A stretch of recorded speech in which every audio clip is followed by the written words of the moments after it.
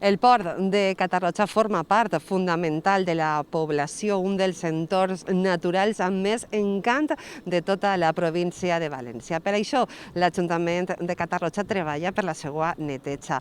En els últims dies ha actualitzat tot el mobiliari urbà per a residus per tal de mantenir net aquesta zona, aquest entorn natural. Estem amb Elisa Jiménez, la regidora de Medi Ambient de l'Ajuntament de Catarroja, per tal de conèixer tots els detalls de com ha estat aquesta actualització de mobiliari.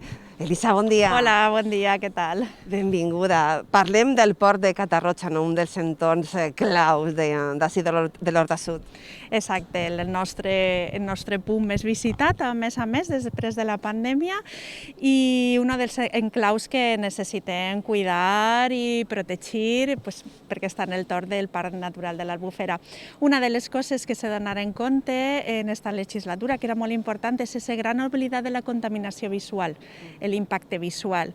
I aleshores, quan tenim i necessitem tindre elements urbans perquè hem de donar i compatibilitzar aquest ús que dona la ciutadania per exemple, la replegada de residus i l'entorn que volen gaudir i disfrutar, doncs pensaren que era el moment de fer un mobiliari que d'alguna forma reduïsca aquest impacte visual.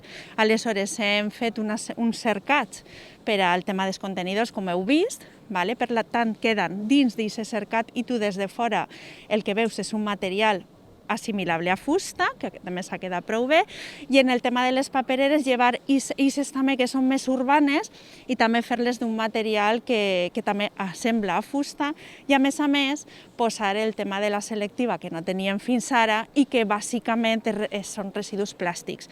Per què? Perquè la gent va passejar-se i dur les seues botelletes d'aigua i creguem que era important també fer-ho. I així les hem ficat en tapes per el tema dels animalets, perquè estem en un entorn natural i estem molt contents del resultat, o sigui que ho hem fet.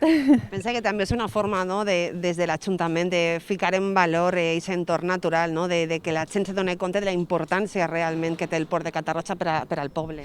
Efectivament, i no serà l'última acció, és que nosaltres, que som molt visuals, som capaços de distingir aquests punts que desentonen de l'entorn. I aleshores, quan tu també veles per aquest impacte visual, el que estàs fent és encara protegir més aquest entorn i donar-li aquest valor que estàs comentant i que nosaltres continuarem fent accions en aquest sentit. Moltíssimes gràcies, Elisa, i enhorabona per l'acció. A vosaltres, gràcies. L'Ajuntament de Catarroja, que sempre treballa en aquest cas pel port de Catarroja i la seva neteja d'entorn natural.